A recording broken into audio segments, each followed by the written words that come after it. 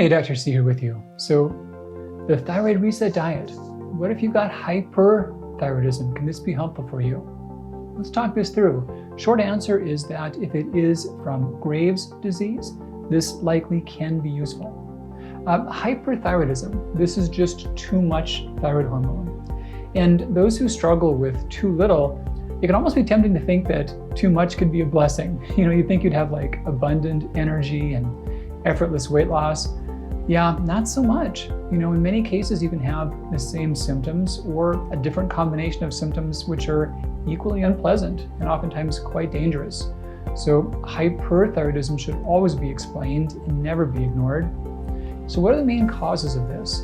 Well, let's first off think about internal and external. External, exogenous, outside the body. So exogenous hyperthyroidism or thyroid toxicosis almost always is just taking thyroid meds that you never needed or you don't need that much. That's the main thing. And the first sign of hyperthyroidism is the TSH going below range. I won't go into all the details right now, but please know that it doesn't matter what your T3, T4, reverse T3, what those things say. When the TSH gets low, you're getting hyperthyroid in almost all cases. Almost all cases. So there's that. Now the other cause is endogenous, and that's just inside the body.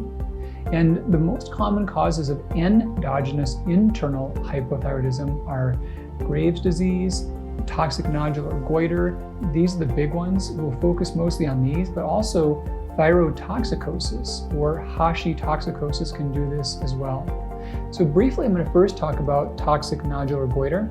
This is basically the thyroid getting big and lumpy with icky lumps. The icky lumps are cranking out hormone that your body never wanted. And this is something that often comes on after exposure to a massive dose of iodine.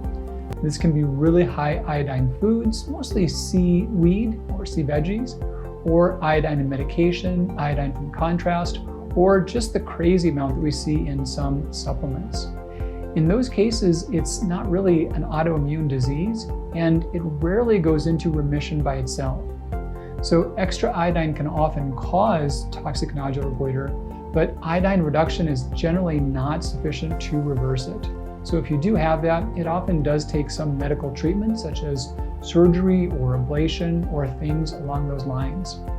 Other big consideration is thyroiditis, especially Hashimoto's thyroiditis.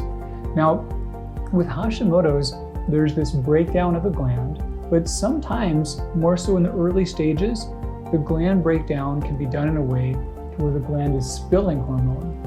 Your thyroid always stores about a month or two of hormone, and if it suddenly inflames or swells, it's just like squeezing a sponge. You can squeeze a whole lot of water out at once, and that can cause a burst of hormone to hit the bloodstream.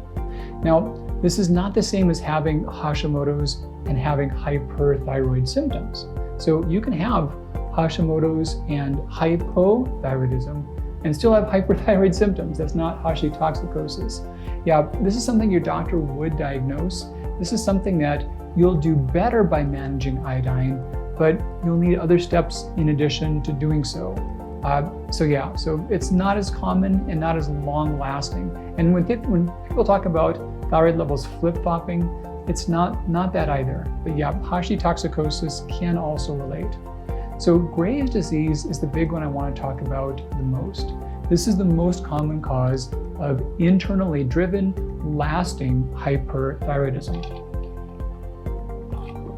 Per the population, this can be 70 to 80% of the cases of hyperthyroidism. And the data is really strong that extra iodine can be a culprit for this and can be a trigger for this. And kind of an odd paradox is that massive doses of iodine can slow the thyroid in the case of Graves'. It's been explored as to whether or not iodine is a helpful treatment for Graves', and it can work, but we don't know that it's safe. There's a thing called hyperthyroid storm, and that's where Graves' explodes. It goes into a storm, and the amount of thyroid hormones released can be lethal. So there's a worry that using megadose iodine to shut down Graves' may raise the risk for this lethal hyperthyroid storm. The data, though, on iodine in Graves is really strong. We've seen, for example, one study of 400,000 people over 19 regions saw that even small increases in iodine could raise rates of hyperthyroidism by more than 64%. We've also seen that when iodine is higher, people who get Graves, they don't get better as easily. One study showed that with a little extra iodine, the rates of remission from Graves dropped from as high as 80% to as low as 13%, so just about 8-fold. And we also know that iodine fortification in salt has been a trigger for Graves' disease.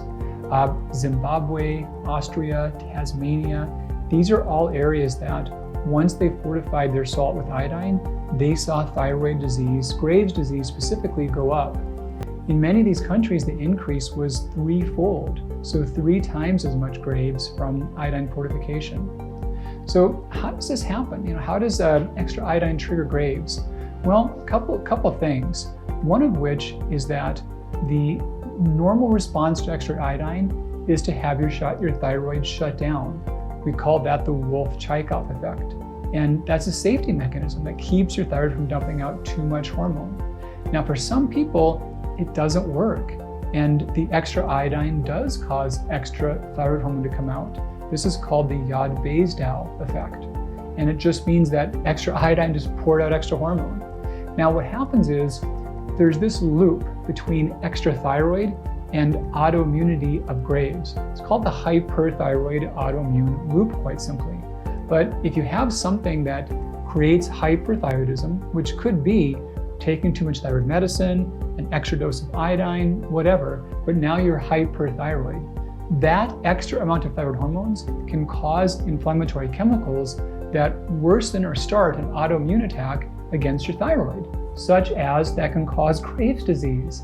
So iodine can cause hyperthyroidism, which can cause autoimmunity, which can cause hyperthyroidism. So once iodine has flipped that switch, now it runs all by its own accord.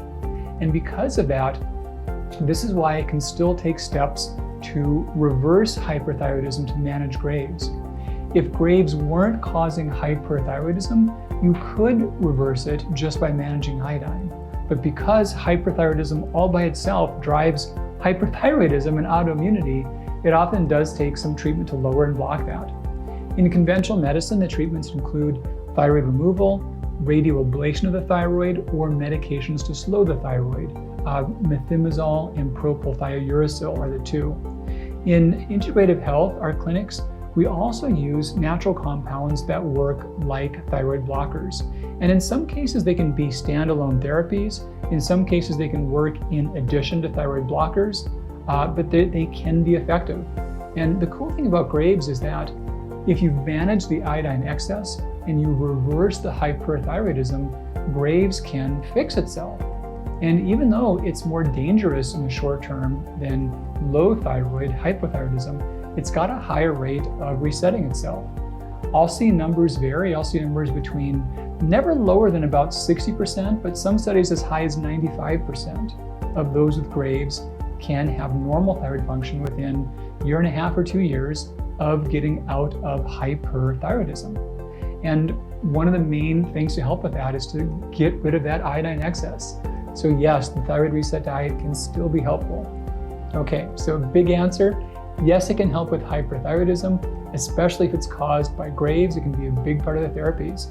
It can help things work better, help your odds of going into remission, and help you reverse the symptoms more quickly. All right, Dr. C with you. Take great care, and I'll see you really soon. Bye-bye.